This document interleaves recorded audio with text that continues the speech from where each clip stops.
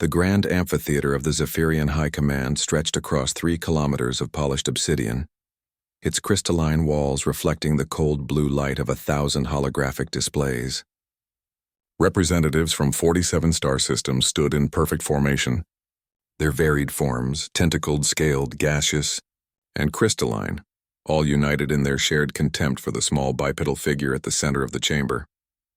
Ambassador Sarah Chen adjusted her simple black suit and looked up at the towering forms surrounding her. At barely 5.5 feet tall, she appeared insignificant against the backdrop of galactic might. The Zephyrian Emperor, a massive being of living shadow and starlight, loomed 30 feet above her on his throne of compressed neutronium. "Human!" The Emperor's voice resonated through quantum frequencies that made the very atoms vibrate. "Your species has been found guilty of the gravest offense known to civilized space." Sarah tilted her head slightly. "Which would be?"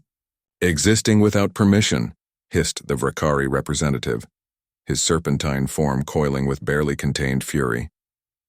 "You appeared in our galaxy without consulting the established order. You colonized worlds without filing the proper documentation. You dared to expand beyond your little blue marble without acknowledging our supremacy." The human ambassador nodded thoughtfully. "I see, and the penalty for this? Unauthorized existence?" Emperor Zephyr's form pulsed with dark energy. "Complete eradication. Your soul system will be sterilized, your species deleted from the cosmic record. The other primitives will learn from your example." A murmur of approval rippled through the assembled representatives. The crystalline hegemony chimed their agreement in harmonious overtones. The gas lords of Proxima released approving pheromone clouds. Even the microscopic nano-collective projected their consent through synchronized quantum fluctuations. Sarah Chen stood in silence for a long moment, her brown eyes scanning the faces, or what passed for faces, of 47 species that commanded the resources of millions of worlds. Ships that could crack planets, weapons that could ignite stars, technology that bent the very fabric of space-time to their will.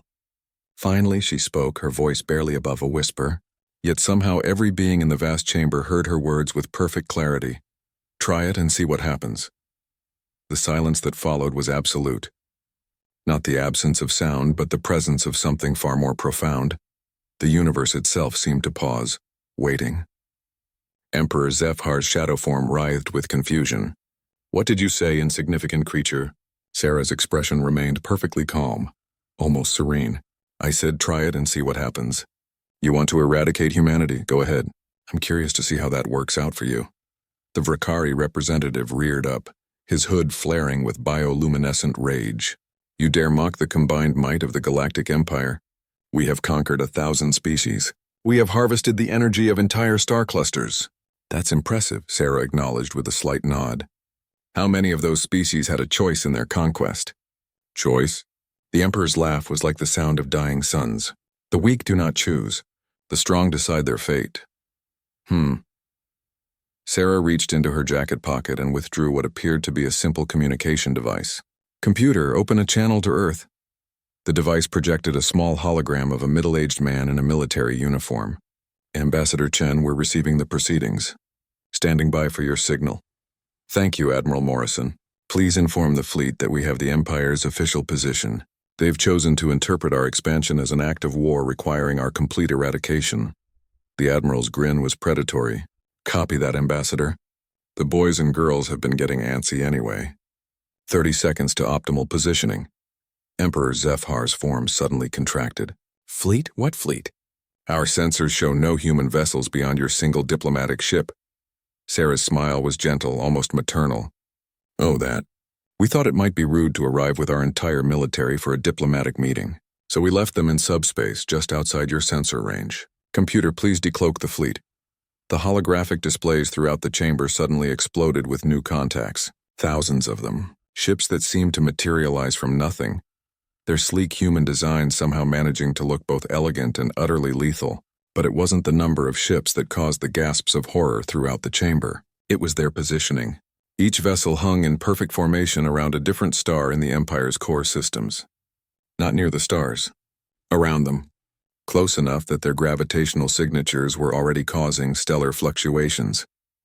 "You see," Sarah continued conversationally, "humans have this fascinating quirk. We don't particularly like being told we can't exist. It brings out our creative side. The crystalline hegemony's chimes had turned discordant with fear. Those are our home systems. How did you get past your defenses? Build ships that could survive in stellar coronas? Develop weapons that could destabilize suns? Sarah shrugged. We asked ourselves a question. What would it take to make an entire galactic empire think twice about threatening us? Admiral Morrison's image flickered. Ambassador, we have targeting solutions on all primary and secondary star systems. The new stellar compression charges are armed and ready. Emperor Zephyr's voice had lost its cosmic authority, reduced to something almost whisper quiet. You would destroy entire civilizations. Billions of lives. Sarah's expression didn't change. You were planning to do exactly that to us 30 seconds ago. The only difference is scale and who draws first. She paused, letting the weight of her words settle. But here's the thing about humans, Your Imperial Majesty. We're not particularly interested in conquest or subjugation. We just want to exist, explore, and maybe make some friends along the way. She gestured to the holographic displays showing the human fleet. All of this? This is what happens when someone tells us we can't do that. When someone decides our existence requires their permission. The ambassador took a step forward, her voice carrying across the vast chamber with quiet authority. So I'll make you a counteroffer. Recognize humanity's right to exist and expand freely. Establish fair trade agreements and treat us as equals rather than subjects. Do that, and we'll gladly share our technology, our culture, our friendship. Her smile turned ice cold. Refuse, and learn why every species in our galaxy quickly discovered that threatening Earth's children is the absolute worst mistake you can make. Emperor Zephyr's form flickered like a dying flame. Around the chamber, representatives who had stood proud and arrogant minutes before now cowered in the shadows of their own making. And if we agree to your terms, the Emperor asked. Sarah's expression brightened immediately, returning to its earlier warmth. Then we become the best neighbors you've ever had. Humans are remarkably good at friendship, once you get past the whole trying to eradicate us thing. She turned to address the entire chamber. The choice is yours, representatives of the Galactic Empire. You can have us as allies, trading partners and friends, or... She didn't finish the sentence. She didn't need to. In the end, 47 star systems chose friendship. The human fleet departed as quietly as it had arrived, fading back into subspace like ghosts returning to whatever impossible realm had spawned them. But their message remained, echoing through the Empire's quantum communication networks. Humanity would not be contained. Humanity would not be controlled. And anyone who thought otherwise was welcome to try it and see what happens. The galaxy had learned its first and most important lesson about the species from Sol 3. Never mistake kindness for weakness, and never, ever tell a human what they can't do.